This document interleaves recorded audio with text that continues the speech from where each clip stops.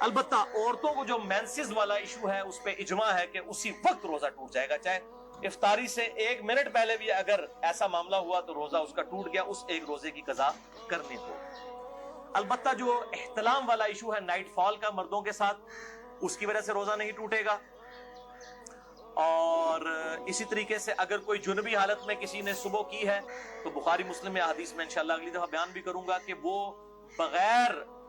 غسل کیے سحری کھا کے روزہ رکھ سکتا ہے اور فجر کا وقت داخل ہونے کے بعد بھی غسل کر سکتا ہے۔ آپ صلی اللہ علیہ وآلہ وسلم سے یہ چیز ثابت ہے۔ البتہ اگر مشت زنی والا ایشو ہوگا ہینڈ پریکٹس کا، جو مسئلہ نمبر 155 میں میں نے ڈیٹیل سے سیکس کے ایشوز بیان کیے، تو وہ روزہ توڑ دیں گے، اور اس پہ اب دو رائے ہیں۔ کچھ کہتے ہیں کہ وہ 60 روزوں والا کفارہ ادا کریں گے، اور بعض کہتے ہیں نہیں، اس کے بدلے ایک قضا کی جائے گی، اور یہی موقف جو ہے وہ مضبوط ہے۔ ظاہر ہے کہ اس کو اس کے ساتھ کمپیئر کرنا جو ہے وہ زیادتی ہے، اس انٹینسٹی کا معاملہ نہیں ہے۔ اب دوسری مین چیز جو سورۃ البقرہ کی 187 نمبر آیت میں آئی کہ دوسری جو مین چیز جس سے روزہ ٹوٹ جائے گا وہ بیویوں کے ساتھ ازدواجی تعلق والا معاملہ ہے۔ اسی کانٹیکسٹ میں بخاری اور مسلم میں حدیث ہے، مشکات میں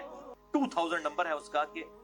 اما عائشہ رضی اللہ تعالیٰ عنہ کہتی ہیں کہ آپ صلی اللہ علیہ وآلہ وسلم روزہ کی حالت میں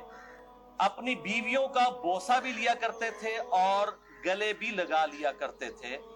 لیکن آپ صلی اللہ علیہ وسلم تم سب سے زیادہ اپنی خواہش پر قابو رکھنے والے تھے، یعنی وہ اس سے زیادہ پھر آگے نہیں جاتے تھے